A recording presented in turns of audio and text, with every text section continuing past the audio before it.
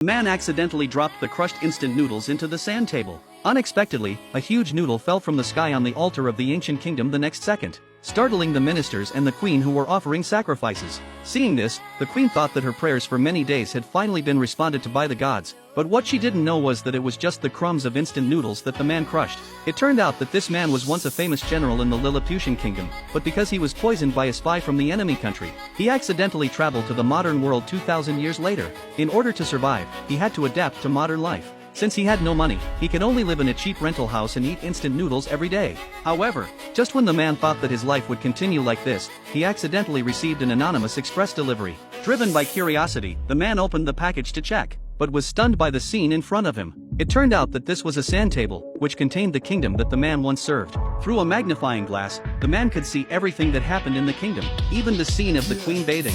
Because of the famine in the kingdom, the queen was preparing to offer sacrifices to the gods and pray for a good harvest in autumn. But the prince who coveted the throne stood up and accused the queen of being an unlucky person. It was because of her accession to the throne that the people suffered from famine. Therefore, he asked the queen to abdicate immediately. The queen mother agreed and said that if the people still couldn't afford to eat after the sacrifice, she would dismiss the queen and appoint a new king.